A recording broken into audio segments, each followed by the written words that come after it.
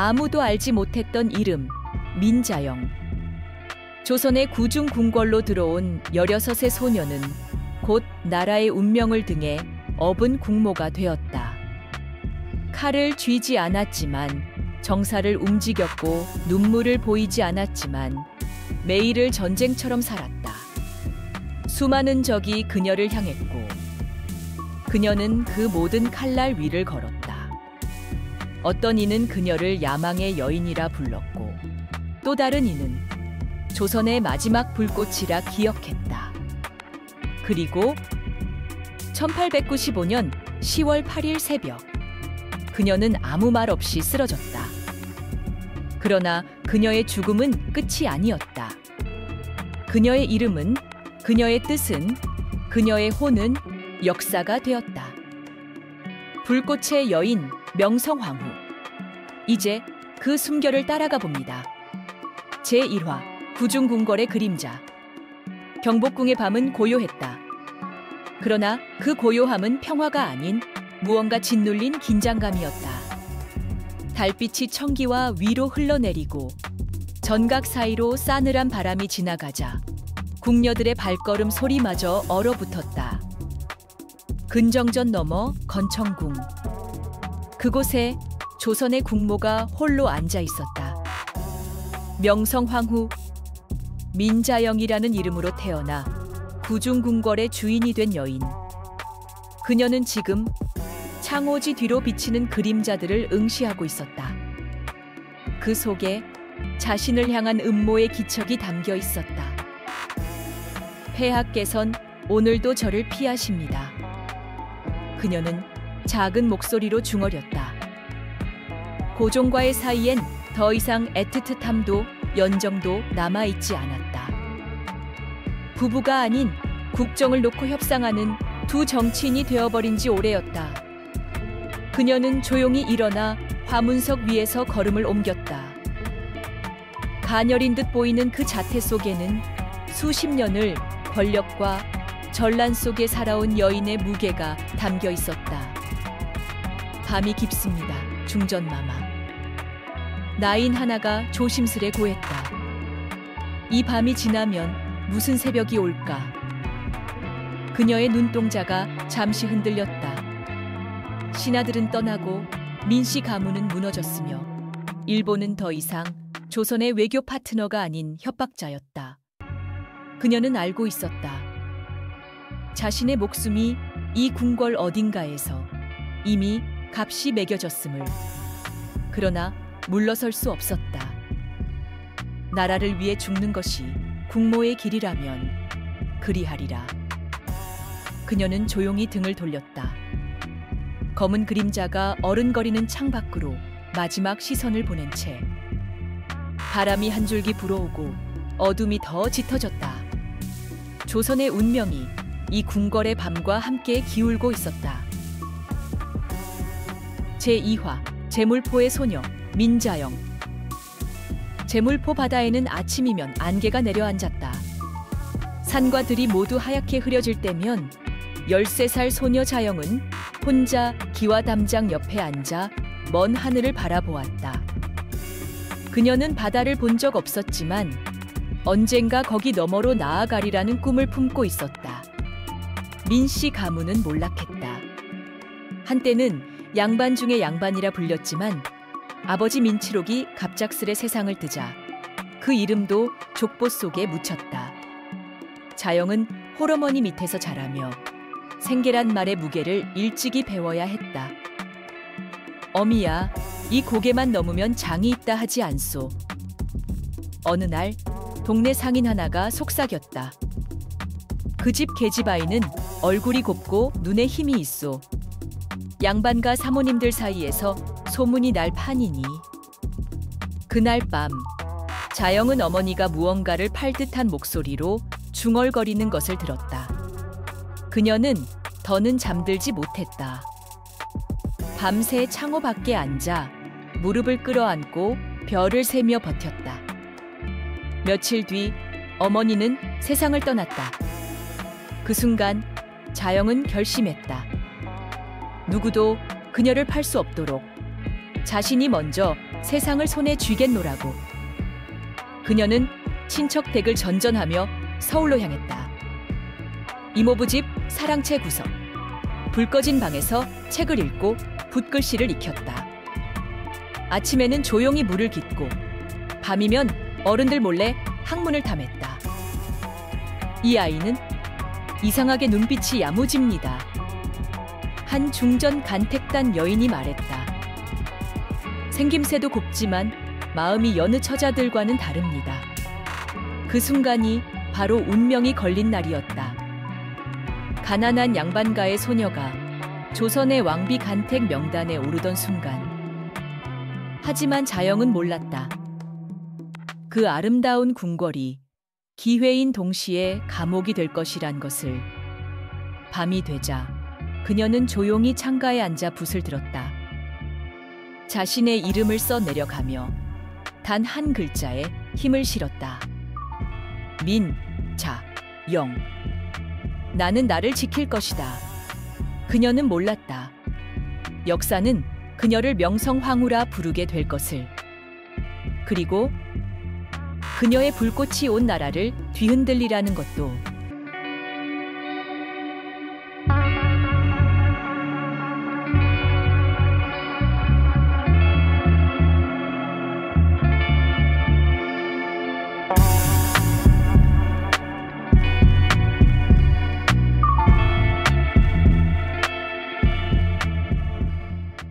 제3화 궁으로 들어가는 길. 홍화문이 열렸다. 휘황찬란한 금장 마차가 마당으로 들어섰고 마차 안에는 민씨 가문의 16살 처녀 민자영이 앉아 있었다. 간택이 확정되던 날 그녀는 웃지 않았다. 궁궐로 향하는 길이 곧 세상을 지배할 길임을 알았기에 두려움도 없었다.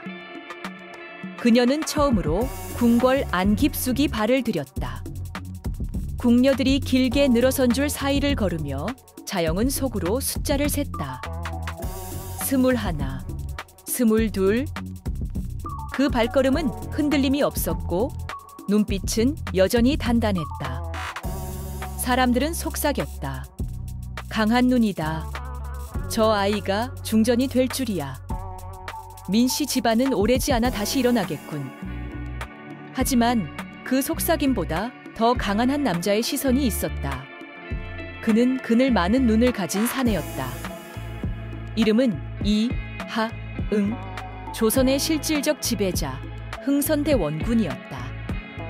그는 왕의 아버지였고 왕보다 강한 권력을 쥐고 있었다. 간택 명단을 직접 검토한 것도 그였고 일부러 약한 집안의 처녀를 고른 것도 그였다. 자영을 처음 본 순간 그는 미간을 찌푸렸다.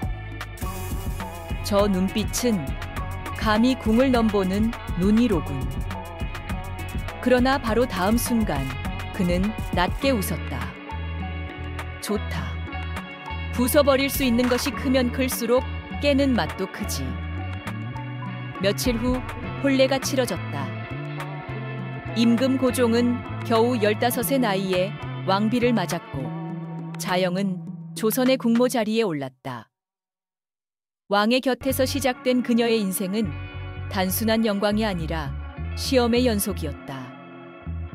첫날 밤 고종은 자영의 눈을 피하지 못했다. 그녀는 웃지도 않았고 주저하지도 않았다. 전하, 예 마마. 조선을 바꿀 수 있다면 저와 함께 싸워주시겠습니까? 그 순간 고종은 알 수 없는 두려움과 설렘을 동시에 느꼈다. 그는 지금 단지 아내가 아닌 정치의 동반자이자 시대의 변화를 꿈꾸는 한 여인을 마주한 것이었다. 군군 조용했지만 물 아래의 흐름은 거칠었다. 궁중 내명부의 질서, 외척 세력의 눈치, 대원군의 감시, 그리고 무지한 백성들의 기대. 자영은 그것들 위에 서야 했다. 서야만 그녀가 지키고 싶은 이름들, 조선, 백성, 그리고 자신을 지킬 수 있었기에.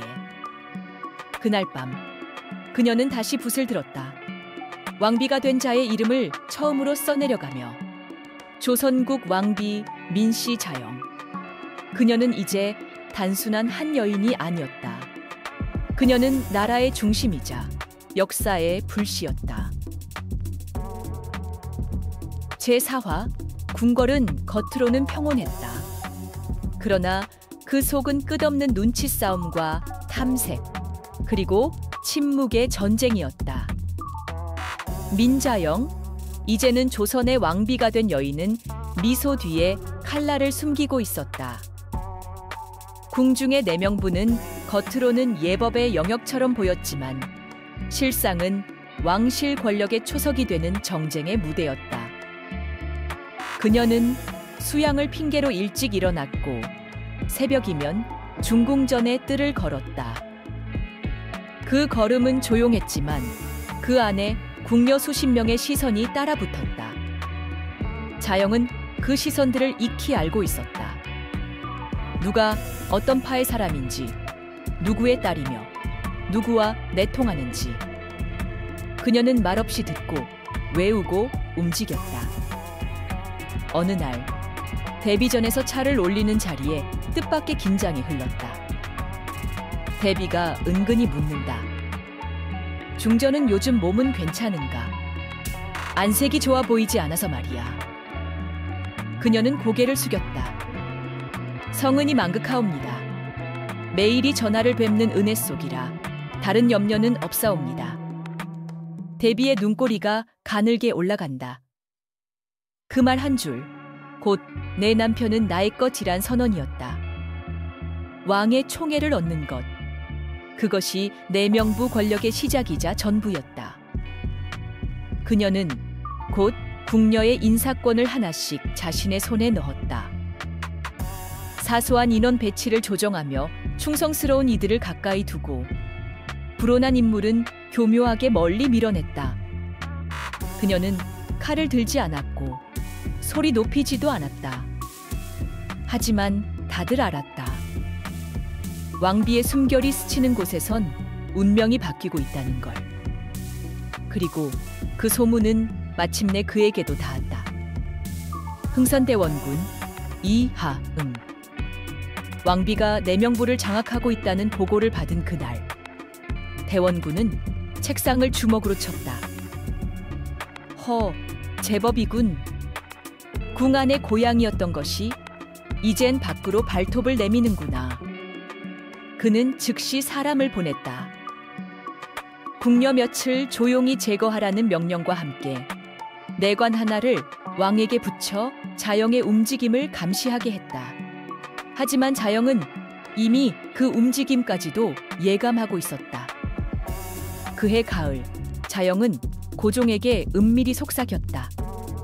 전하, 대비전과 대원군 마마의 움직임을 더 이상 묵과하시면 우리 앞길이 깜깜해질 것이옵니다.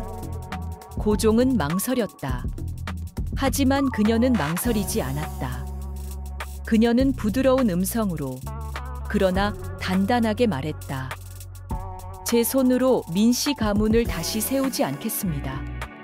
하지만 조선을 위해 싸울 수는 있습니다. 그녀는 알고 있었다. 그녀가 가진 무기는 외척도 아니고 혈통도 아니었다. 그녀의 무기는 바로 자신이었다. 그녀는 부드럽지만 날이 서 있었다. 꽃처럼 피어 있지만 칼날처럼 다가왔다. 그것이 궁궐에서 살아남는 유일한 방식이었다.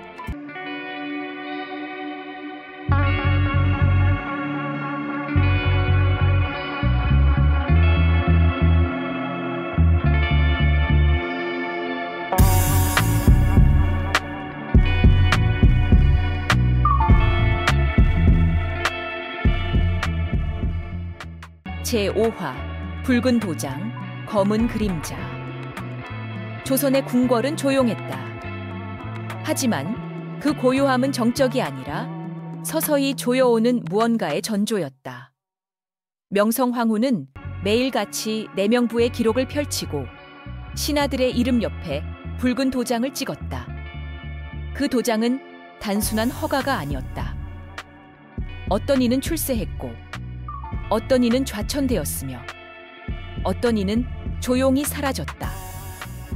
그녀는 물러서지 않았다. 한 걸음 내딛는 순간부터 후퇴는 없었다. 그녀의 곁에는 민씨 가문이 자리했다. 아버지 없는 혈통, 남편의 힘에 기대지 않기로 한 이상, 자신만의 기반이 필요했다. 민규호, 민영익, 민승호. 가문은 확장되었고 정무의 중심으로 스며들었다. 왕비의 외척이라 불리는 이들.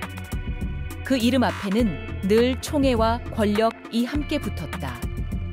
그러나 그녀는 오로지 효율을 택했다. 내가 아는 사람이어야 내가 다스릴 수 있다. 그것이 오만이었는지 아니면 절박한 생존 전략이었는지 궁 안에 누구도 단정 지을 수 없었다. 그리고 그 움직임을 멀리서 조용히 바라보는 그림자가 있었다. 흥선대 원군 이하. 궁궐의 안과 밖, 권력의 안팎을 넘나들며 그는 점점 왕비의 세력을 불편하게 여기기 시작했다. 민씨들이 나라를 다스리는가? 아니면 중전 하나가 조정을 삼킨 것인가? 그는 곧 조용히 조처를 시작했다. 궁궐 내 첩자들을 심었고 궁녀 몇은 중전의 손길이 닿기 전에 사라졌다. 그림자는 서서히 조여들었고 왕비는 그 기척을 감지했다. 그녀는 결코 먼저 선을 넘지 않았다. 하지만 누군가 선을 넘으면 그녀는 반드시 2배로 돌아갔다. 궁궐 안에선 소문이 돌기 시작했다. 중전마마의 손이 닿는 순간 누군가는 오르고 누군가는 사라진다. 그 소문은 공포였고 동시에 그녀의 무기였다. 밤이 깊은 어느 날 명성황후는 붓을 내려놓고 조용히 물었다. 저는 괴물이 된 걸까요? 곁에 있던 나이는 대답하지 못했다. 그녀도 알고 있었기 때문이다. 그녀가 왕비가 아니었다면 이 나라에선 단 하루도 버티지 못했을 거라는 걸. 정치는 더 이상 단정한 도포를 입고 움직이지 않았다. 이제 조선의 권력은 치맛자락 속에서 흘렀고 그 중심에는 그녀가 있었다. 그녀의 도장은 붉었다. 그리고 그 붉음 속에는 살아남기 위한 칼날이 있었다. 제6화 불온한 서양의 문. 불온했다. 들여다보면 매혹적이고 손을 뻗으면 뜨겁고 깊이 마시면 목을 조이는 것. 그것이 서양이었다. 그리고 조선의 궁궐 안에 그 서양이 들이닥치기 시작했다. 서울의 공기는 묘하게 바뀌고 있었다. 쇠바퀴 달린 수레가 거리 어귀를 지나다녔고 전통갓 대신 외국인 선교사의 모자가 조선 땅에 그림자를 드리웠다. 이방인들이 남긴 종이 한 장, 약속 한마디가 조정의 논쟁을 불러왔다. 고종은 갈팡질팡했고 대신들은 분열되었다. 척사파는 검은 옷을 입고 서양은 사악하다 외쳤고 개화파는 책을 들고 이제는 문을 열어야 할 때라 주장했다. 그 사이에서 명성황후는 조용히 움직였다. 그녀는 단 한순간도 감정을 먼저 앞세우지 않았다. 궁궐 깊은 곳에서 서양에서 건너온 외교 문서를 해석했고 조선의 지도자들을 만나 물었다. 이 문이 열리면 우리 조선은 무엇을 잃고 무엇을 얻게 됩니까? 한 사람은 침묵했고 한 사람은 속삭였다. 마마, 이제는 닿는 것이 곧 쇠락입니다. 그녀는 고개를 끄덕였다. 조선은 더 이상 홀로 설 수 없었다. 침묵은 곧 멸망이었고 눈을 감는 것은 무책임이었다. 1882년 조선은 드디어 미국과 수호 통상조약을 맺는다. 그 중심에는 명성황후가 있었다. 그녀는 직접 사절단을 고르고 외교 문안을 검토했다. 이름은 남지 않았지만 수많은 조약의 밑줄에는 그녀의 의지가 세우며 있었다. 조선은 조선의 방식으로 문을 열어야 합니다. 그녀는 단호했다. 일본처럼 무조건적 항복도, 청나라처럼 강압적 외교도 원치 않았다. 그녀는 외교의 길 위에 조선의 자존을 세우려 했다. 그러나 새로운 문이 열리면 어둠도 함께 들어온다. 일본은 조선의 움직임에 불쾌감을 감추지 않았다. 청나라 역시 조선을 자기 발 아래 두고자 했다. 그 사이에서 명성황후는 외주를 타듯 양국의 심기를 살폈고 동시에 조선의 자주권을 지키기 위해 분투했다. 궁궐안, 그녀는 은밀히 서양 선교사와 접촉했고 통역관들을 훈련시켰다. 그녀는 미래를 준비하고 있었다. 조선이 언젠가 스스로의 힘으로 세계를 상대할 수 있도록. 어느 날 밤 그녀는 건청궁의 책상 앞에 앉아 붓을 들었다. 잉크 냄새가 퍼지고 창밖엔 외국 군함의 뿔피리 소리가 아득히 들려왔다. 그녀는 중얼거렸다. 문을 연다 한들 우리 영혼마저 넘길 수는 없겠지. 그녀는 나라를 팔려는 것이 아니었다. 오히려 지키기 위해 문을 연 것이었다. 불온한 그 문 너머에서도 조선은 살아남아야 했기에. 그리고 그녀는 몰랐다. 그렇게 조심스럽게 연 문틈으로 칼날이 따라 들어오고 있었음을.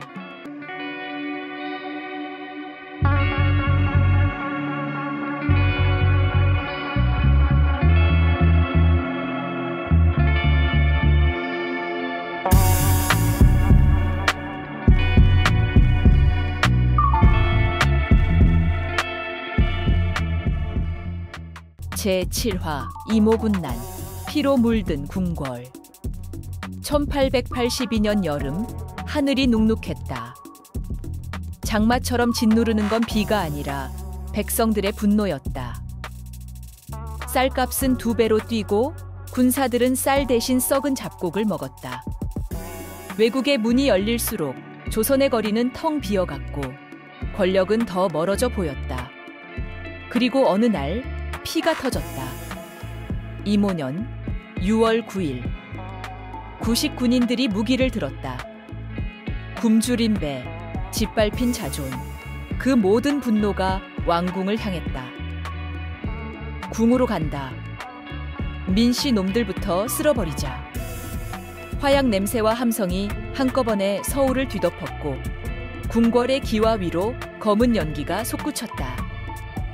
건청궁 안 명성황후는 단 한순간도 비명을 지르지 않았다. 위기 속에서 그녀는 궁녀의 옷으로 갈아입고 조용히 대궐의 뒷문을 빠져나왔다. 밤이었다. 살아남기 위해 국모는 자신을 지웠다. 한밤의 뒷골목을 비틀거리며 걷는 중전. 비녀도 예복도 위엄도 벗어버린 그녀는 이제 하나의 여자였다. 하지만 그 눈빛은 여전히 꺼지지 않았다. 살아야 한다. 반드시 돌아가야 한다. 그녀는 스스로를 달래지 않았다. 오히려 이를 악물며 조선을 저버릴 수 없다고 자신에게 되뇌었다. 고종은 당황했고 조정은 무너졌다.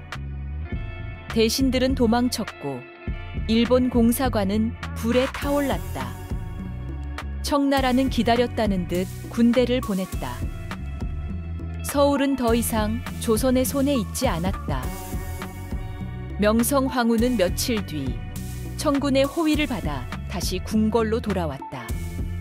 그녀가 돌아왔을 때 왕은 울었고 궁녀들은 고개를 들지 못했다. 그녀는 아무 말 없이 왕의 손을 잡았다. 전하, 조선은 아직 살아 있습니다. 하지만 그 말 뒤에는 숨겨진 깨달음이 있었다. 조선은 더 이상 조선의 힘으로만 지킬 수 없다는 것. 이제는 한 나라만을 믿을 수 없다는 것. 그녀는 스스로 말했다. 이제 우리는 눈을 넓게 떠야 합니다. 그녀는 곧바로 움직였다. 무너진 군제의 정비, 민심 수습, 다시 불붙은 청나라와 일본 간의 줄타기. 외척 세력이라 비난받는 민씨 가문을 절반으로 줄였고 다시 새로운 사람을 등용했다. 한 발짝 뒤로 물러서며 두 발 앞을 내다봤다. 나는 두려움을 정치로 삼지 않을 것이다. 그녀는 살아 돌아온 국모였고 그로 인해 조선은 다시 숨을 쉴 수 있었다. 하지만 궁궐의 벽 너머 칼을 갈던 또 다른 그림자가 서서히 몸을 일으키고 있었다. 일본은 잊지 않았다. 자신들의 공사관이 불타고 조선이 청나라 품으로 기운 것을. 명성황후, 그 이름은 이제 일본의 명단 위에서 제거 대상이 되어가고 있었다. 제8화 갑신정변, 세계의 나라 하나의 여인. 1884년 서울은 숨을 죽이고 있었다. 이모군란의 후유증은 가라앉지 않았고 청나라 군대는 여전히 한성거리 곳곳에 주둔 중이었다. 백성들은 흙먼지를 들이마시며 살았고 조정은 눈치를 보며 정사를 돌렸다. 그 틈에서 새로운 바람이 일었다. 급진 개화파. 세상의 속도를 따라잡고자 발버둥치던 젊은 관료들. 그들은 더 이상 문을 두드리지 않았다. 대신 문을 부수기로 결심했다. 12월 4일 밤 홍영식, 박영효, 서광범 등 개화파의 선두주자들은 일본 공사관의 지원 아래 쿠데타를 감행했다. 무장 병력은 경복궁을 향했고 왕과 왕비를 끌어내려 새로운 정부를 세우려 했다. 명성황후는 그날 침소에 있었다. 정적이 묘하게 무거웠고 바람이 아닌 발소리가 벽을 타고 번졌다. 적들이 궁 안으로 들어왔습니다. 궁녀가 외쳤고 고종은 얼굴이 하얗게 질렸다. 마마, 어서 피하셔야 합니다. 그러나 명성황후는 움직이지 않았다. 그녀는 두려워하지 않았다. 그녀는 이미 한 차례 죽음의 문턱을 넘은 여자였고 더 이상 도망칠 이유가 없었다. 전하를 지켜야 합니다. 그것이 지금 제가 할 일입니다. 그녀는 단호히 말했다. 급히 궁녀들에게 검은 옷을 가져오게 하고 머리를 풀었다. 전쟁의 밤에 어울릴 만큼 처절하고 조용한 결의의 얼굴이었다. 그녀는 왕을 설득했다. 우리가 지금 도망치면 조선은 내일 아침부터 다른 나라가 됩니다. 그 말에 고종은 눈을 감았다. 그리고 고개를 끄덕였다. 마마, 어디든 함께 가겠습니다. 하지만 그 결심보다도 먼저 총성이 터졌다. 청나라 군대가 개입했고 일본이 퇴각했다. 3일 만에 반란은 진압되었다. 급진 개화파는 도망쳤고 일본 공사관은 불탔다. 조선은 다시 명성황후의 손안으로 돌아왔다. 궁궐 안팎은 정리되었지만 그녀의 마음은 평온하지 않았다. 이것은 끝이 아닙니다. 청나라도 일본도 개화파도 모두 그녀를 바라보고 있었다. 조선이라는 작고 낡은 집의 주인이 누구인지 그 결정권을 쥔 여인을. 그녀는 밤마다 외교 문서를 꺼내 읽었다. 일본의 속내, 청나라의 야망, 러시아의 제안. 그 모든 흐름을 꿰뚫기 위해 그녀는 스스로 외교관이 되었다. 누구도 그녀를 단지 왕비라 부를 수 없었다. 그녀는 국가 그 자체였다. 그러나 뿌리 깊은 피로감이 마음 깊은 곳에서 새우며 들고 있었다. 나는 매일을 싸운다. 나는 단 하루도 여자로 살지 못했다. 침소에 홀로 앉아 창밖을 보며 그녀는 중얼거렸다. 그러나 이내 입을 닫았다. 조선이 버텨야 할 시간은 아직 많이 남아 있었다. 그녀는 또다시 붓을 들었다. 붉은 잉크로 쓴 글 한 줄. 조선은 어느 나라의 곁에도 서지 않는다. 조선은 조선으로 선다.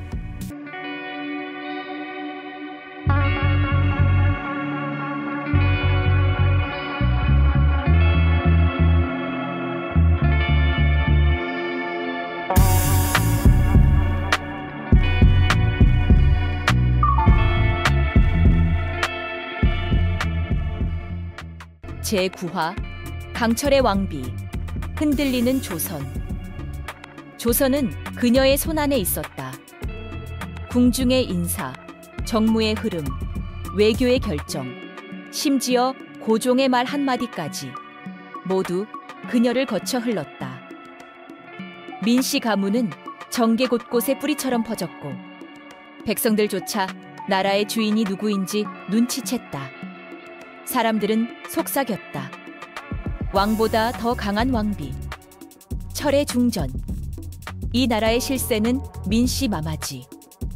그리고 그 말은 칭송이 아니라 칼날이 되어 돌아왔다. 왕실 안팎은 들끓고 있었다. 대원군의 잔존 세력, 대화파의 생존자들, 민심을 잃은 조정, 일본의 속내. 모든 것이 그녀를 중심으로 모였다가 서서히 뒤틀리기 시작했다.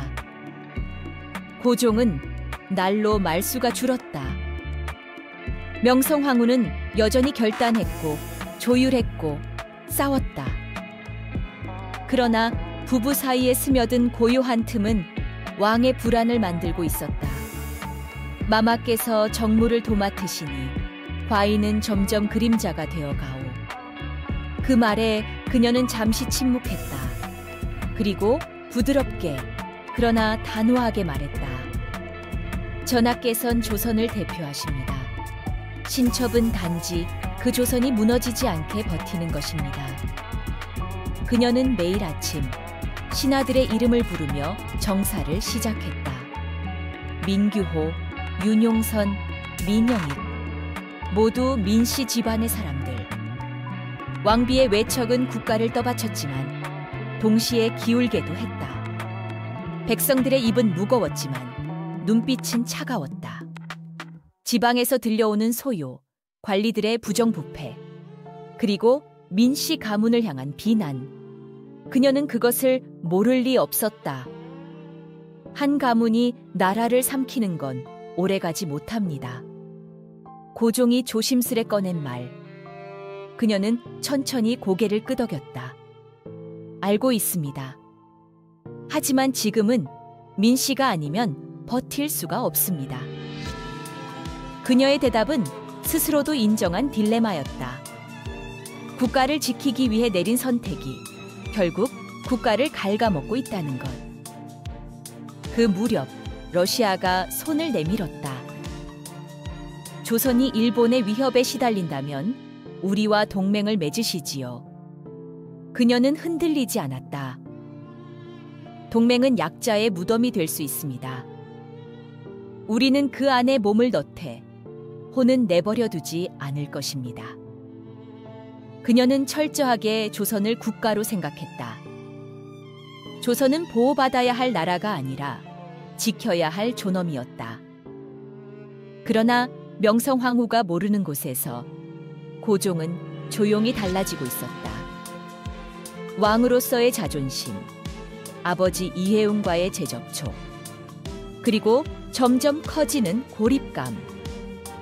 그는 스스로를 더 이상 한 여인의 그림자에 두려워하지 않았다. 그리고 어느 날 그는 조용히 중얼거렸다. 조선은 하나의 목소리로는 다스릴 수 없다. 그 무렵 민씨 일가에 대한 풍문이 다시 불거졌다. 사치, 전횡, 매관매직, 무소불위.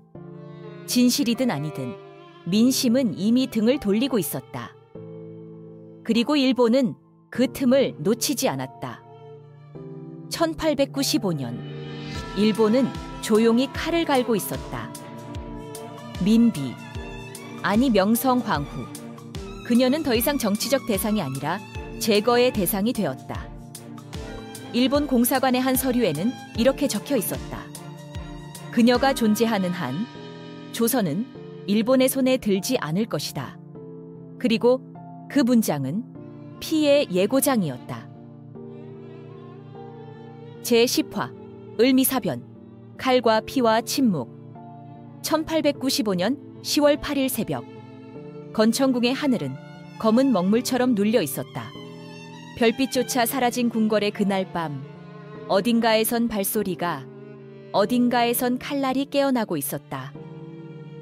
명성황후는 그날도 이른 새벽 눈을 떴다. 습관처럼 머리를 올리고 붓을 들어 외교 문서의 여백을 읽었다. 그러나 오늘은 무언가 달랐다. 궁녀의 얼굴에 핏기가 사라졌고 내관들의 입술은 굳어 있었다. 누군가가 속삭였다. 일본 난긴들이 움직이고 있습니다. 그녀는 고개를 들었다. 두려움이 아니라 오래전부터 알고 있던 그림자의 실체를 확인하는 눈이었다. 오겠군요. 드디어. 그녀는 궁녀에게 말했다. 의복은 얇게 입혀라. 도망치지 않겠다. 동틀 무렵 경복궁으로 40여 명의 사내들이 들이닥쳤다. 일본 군복을 입은 자, 민간인 복장을 한 낭인들, 그리고 조선의 변절자들까지. 그들은 한치의 망설임도 없이 문을 부수고 담을 넘어 궁궐 깊숙이 파고들었다. 왕비를 찾아라, 죽여라. 그날 궁궐엔 명령도 없었고 절차도 없었다. 오직 한 이름만이 타깃이었다. 민비. 명성황후는 건천궁 뒤편 옥호루의 안채에 조용히 앉아 있었다. 궁녀들이 떨며 옆을 지켰고 어떤 이는 울음을 터뜨렸다. 그러자 그녀는 조용히 말했다. 울지 마라. 오늘은 목숨보다 품격이 중요하다. 그 말에 궁녀들이 다시 무릎을 꿇고 침묵을 삼켰다. 그녀는 다시 창밖을 바라보았다. 그 문 너머로 이미 죽음이 와 있었다. 난긴들이 침입했을 때 내관들은 도망쳤고 경비병들은 칼 한 자루 꺼내지 못한 채 무릎 꿇었다. 그 누구도 그녀를 지키지 못했다. 왕비는 어디에 있느냐? 그들은 방을 열고 병풍을 걷고 여인들을 끌어냈다. 피비린내가 번졌고 절규가 터졌다. 그리고 마침내 그녀는 스스로 걸어 나왔다. 내가 왕비다. 그 한마디는 너무도 고요했고 그래서 더 깊게 모두의 심장을 찔렀다. 누구도 정확히 보지 못했다. 그녀가 쓰러지던 순간을 칼이 먼저였는지 총성이 먼저였는지. 다만 분명한 것은 조선의 국모가 그날 새벽 궁궐의 땅 위에 쓰러졌고 그녀의 피가 국기보다 먼저 흩어졌다는 것이다. 시신은 불태워졌다. 이름 없는 장작더미 위에 정체도 없이. 그녀의 마지막은 역사에서조차 지워지려 했다. 고종은 침실에 갇혀있던 채 아내의 죽음을 전해 들었다. 눈물도 분노도 명령도 없이. 그는 조용히 무너졌다. 그날 이후 조선은 다시는 예전의 조선이 아니었다. 왕의 위엄도 궁궐의 질서도 국모의 존엄도 모두 불에 타버린 채 바람에 흩어졌다. 궁 안에 남은 이는 속삭였다. 중전마마는 죽은 것이 아닙니다. 그분은 조선의 혼이 되어 남았습니다. 그리고 먼 훗날 어떤 이는 기록했다. 그날 새벽 칼이 국모를 찔렀을지언정 혼은 찌를 수 없었다.